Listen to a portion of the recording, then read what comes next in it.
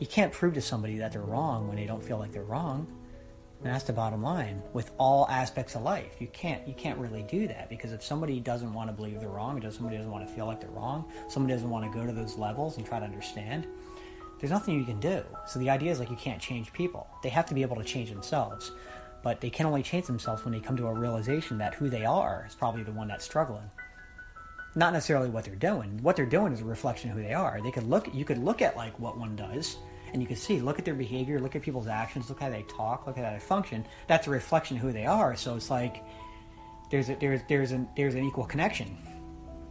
You know, if the root or the foundation of like something that creates something is toxic, is unhealthy, then everything that's created from that will be toxic and unhealthy. It doesn't matter, because the roots are not well. You know, take a tree, for example, and you try to plant a tree. If the tree's roots are toxic and unhealthy and whatever, then the rest of the tree is gonna suffer. Or the rest of the tree will be a reflection of that root system. To some capacity, whether you can see it or not, there's going to be something that's going on, because the roots basically supply the whole tree with its nutrients, with its ability, with everything, with its strength. So the root system of our soul is, or another soul, is actually impaired. It's in a dysfunctional state. So the bottom line to all this is, you know, when people are doing whatever they want, however they want, to a degree, I'm not saying just let them do whatever they want. I think we have to realize, like, what does it mean to be an enabler for ourselves? But, you know, if it's possible to not contribute, to no longer contribute to them, and, you know, if a conversation ever arises, I said if it's possible, and put that in quotes, because possibility is what? Like, isn't that completely dependent upon the person's context of what's possible or not, what situation they're in? So we're all in different situations. I can't speak for one situation and say that applies to all situations. I think we all have to feel it out, but the bottom line is, if you're able to not add to it, if you're able to just basically say, you know what, that's not for me, it's not my style, it's not who I am, wish them all the best and move on. Maybe one day they'll try to ask you, why don't you talk to me, whatever. You can say, you treat me disrespectfully. And then they're going to be in a disagreement. They're going to be angry now, because they're in the form of protection. They can't be wrong. And so you can see, they're going to question that. So then it's good to have a limit here. Just explain what they've done.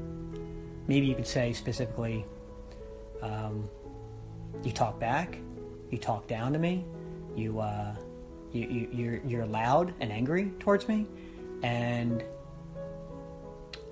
whatever it is, something specific. Don't go on in a tangent, but it's like mention one or two things or three things. Stay specific. And if they go into an example of like, well, give me an example of when that occurred, don't.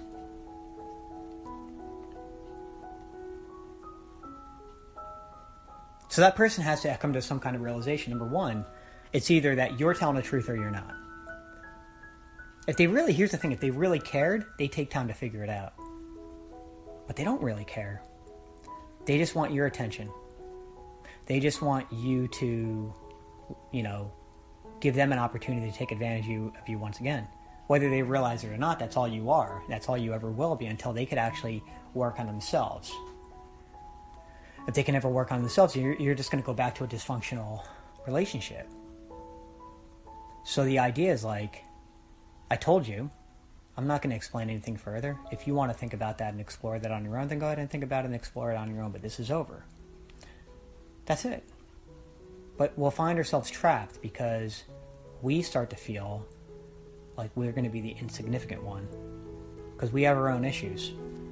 It's sad because sometimes people stay in unhealthy relationships because they don't want to feel rejected by the very person who's rejecting them, which is really dysfunctional and sad. But we have to get to the bottom of our own issues. If we're going to get to the bottom of our own issues, then we can work forwards in complementary with what is good and right, healthy and beautiful, as opposed to not working with that and staying in dysfunction, thinking we're right, always arguing, always having a battle, always this, always that. And it's like, man,